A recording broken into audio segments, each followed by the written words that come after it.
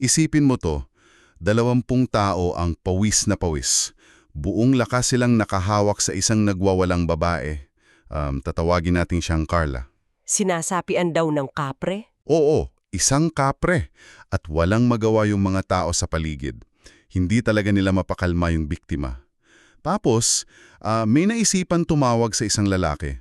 At sa telepono lang ito, di ba? Literal na sa telepono lang, sa pamamagitan lang ng boses sa kabilang linya, sa loob ng 3 oras na pakikipag-usap at pakikipagkumbate gamit lang ang frequency ng tawag, napalayas daw yung espiritu.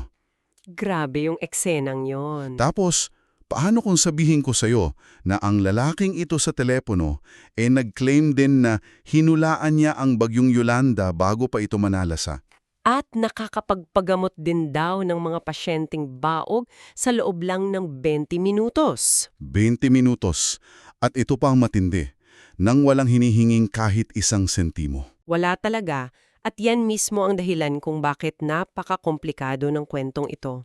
Kaya para sa iyo na nakikinig sa atin, welcome sa ating malalimang paghimay. Susuriin natin ngayon ang buhay at mga inaangking kakayahan ni Narciso Olalo na nagpapakilalang isang astral healer.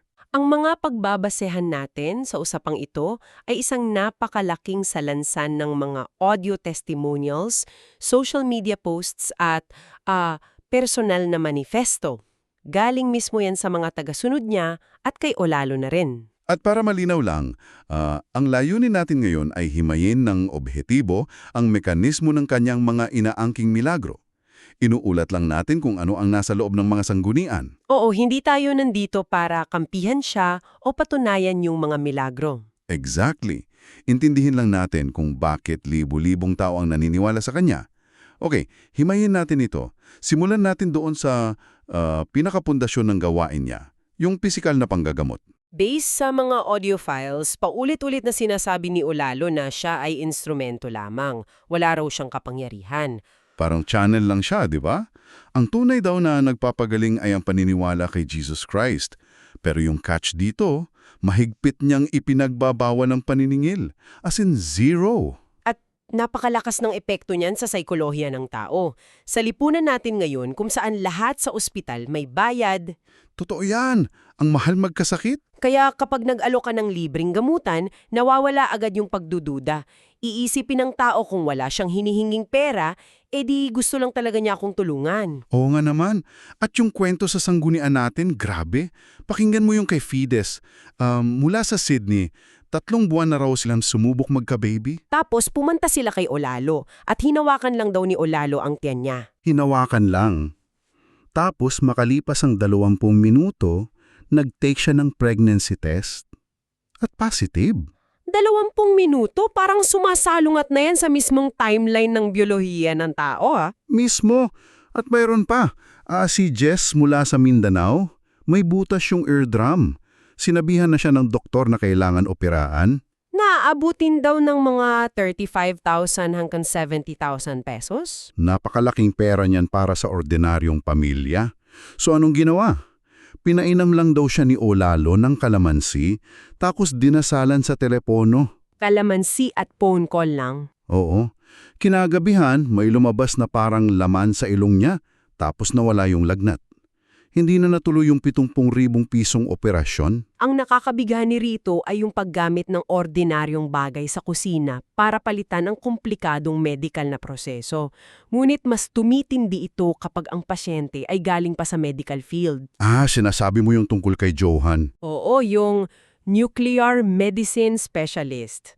Isang doktor sa Sydney na nag-refer mismo ng sarili niyang ina, si Ingan, kay Olalo. Ang lala nung sakit nung nanay niya, corneal microbucella. Parang maliliit na blisters mismo sa mata. Sobrang sakit daw niyan.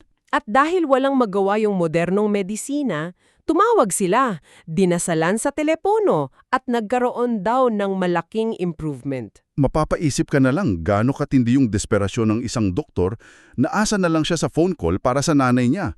Parang isa itong spiritual telemedicine. Magandang term yan, spiritual telemedicine.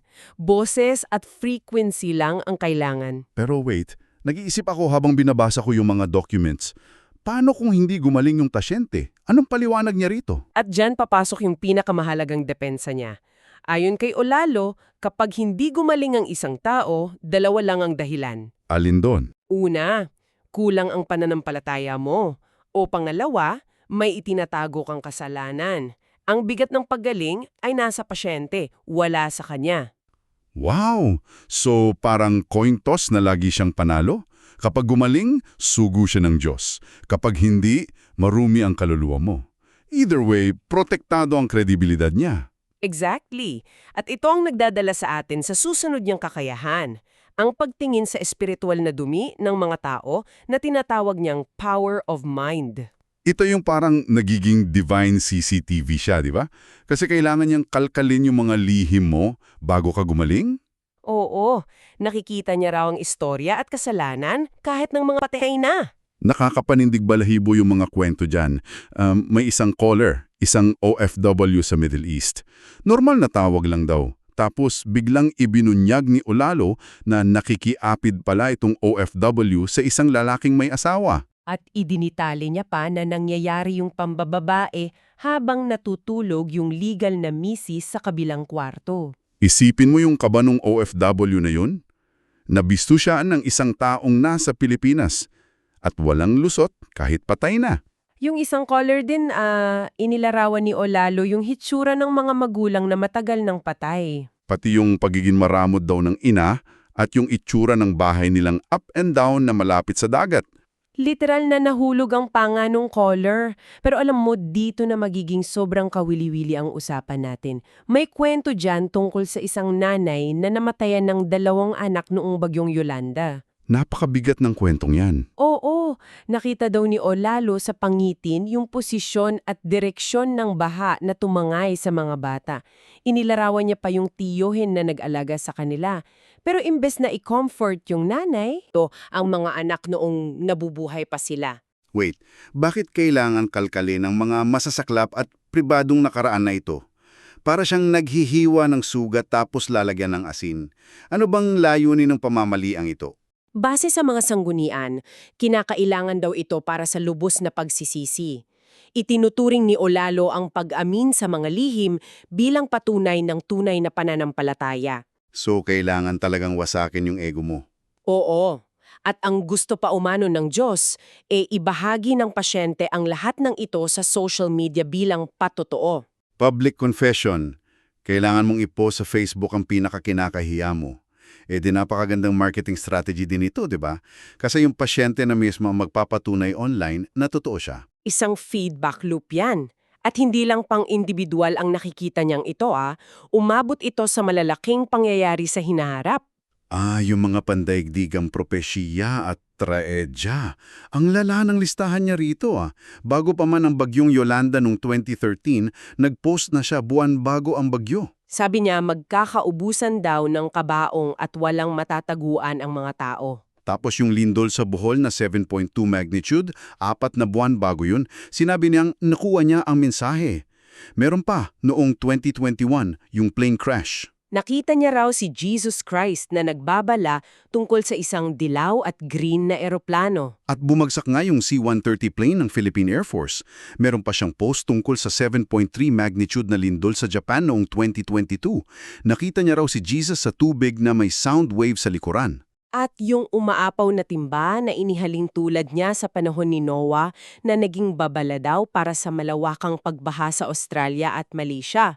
Pero napansin ko lang sa mga post na yon, hindi siya nagbibigay ng eksaktong petsa. Puro sang metafora tulad ng sound wave at umaapaw na timba. Ito ay nagdadala sa isang mahalagang tanong. Sa psychology, kapag may nangyaring trahedya, kusang maghahanap ang utak natin ng koneksyon sa mga metafora na yon para patunayan ang hula. Makes sense. Pero ito talaga ang gusto kong itanong. Ano ba ang ibig sabihin ng lahat ng ito? Bakit kailangan mangyari ang mga trahedyang ito ayon sa mga teksto niya? Base kay Olalo, ang mga ito ay parusa at paglilinis ng Diyos sa mundo na sabi nga niya, puro demonyo na ang kalooban. Ang dark niya na. At idinagdag pa sa teksto na kailangang matupad ang mga mensaheng ito dahil kung hindi, tatawagin siyang sinungaling ng mga tao. With seryoso, mas gusto niyang magkatotoo yung trahedya para lang hindi siya masabihang sinungaling. Ang bigat niyan para sa tagapakinig natin. Kung ganyan pala ang paningin niya na laging kailangang parusahan ng mundo, kaya pala galit na galit siya sa mga tradisyonal na relihiyon? At dito siya bumabangga sa mga nakasanay na doktrina ng simbahan. Bumabangga talaga. At ito'y nakakagulat. Hindi siya basta kumukontra. Gumagamit siya ng practical at logical na rasyonalisasyon. Halimbawa na lang yung pagbatikos niya sa pagbibigay ng 10% na ikapo o tithe. Mariin niyang tinututol yan. Sabi niya kasi, isipin mo, yung isang taong kakarampot na nga ang sahod. Kapag binawasan mo pa ng 10%, mag-aawa yung pamilya kasi kulang ang budget. At matutukso pang magnakaw yung tao para may makain. Kaya para kay Ulalo, hindi yan galing sa Diyos kundi pampayaman lamang ng mga pastor. Ang galing ng pagkakalatagan ng logic na yun in fairness. At hindi lang yon, bawal din ang pagsusuot ng alahas o ginto. Inisip ko nung una para iwas yabang lang. Hindi ganun kasimple ang rason niya. Oo, sabi niya ang pagtangkilik daw sa ginto ay naghihikayat sa pagmimina. Kapag may pagmimina, nasisira ang mga bundok.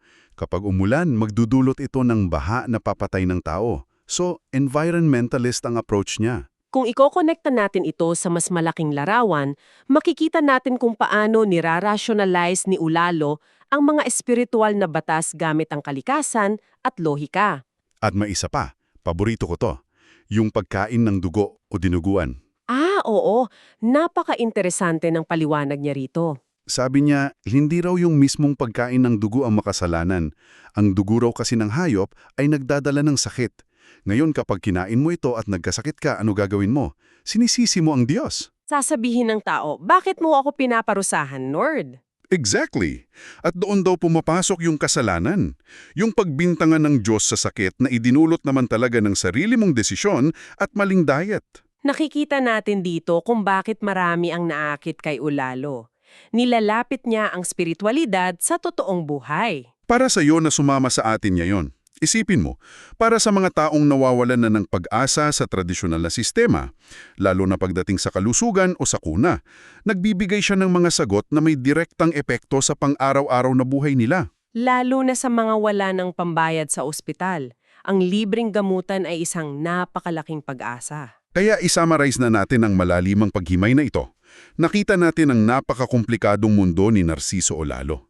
Isang taong inaangkin ang kakayahang gumamot ng libre, Kakayahang bumasa ng nakaraan at mga kasalanan, humulan ng trahedya, at bumangga sa nakasanayang relihiyon. at bago tayo maghiwalay, gusto kong iwan sa inyo na nakikinig sa amin ang isang kaisipan na hindi natin direktang tinalakay kanina. Pag-isipan mo ito. Kung ang pananampalataya ang kaisa-isang susi upang gumaling ayon kay Olalo, Hindi ba't inilalagay nito ang buong bigat at sisi ng pagkakasakit sa mismong pasyente? eksakto, paano naapektuhan ang psikologikal na kalagayan ng isang tao kapag sinabihan siyang patuloy siyang nagdudurusa at may sakit dahil lang sa kulang ang kanyang pananampalataya? Isang mabigat na pasaning yan para sa isang taong may sakit na nga. Isang mabigat na kaisipan para sa susunod nating pag-uugnay ng paniniwala at kalusugan. Maraming salamat sa pagsama sa amin. Mag-isip ng malalim at hanggang sa muli nating malalimang paghimay.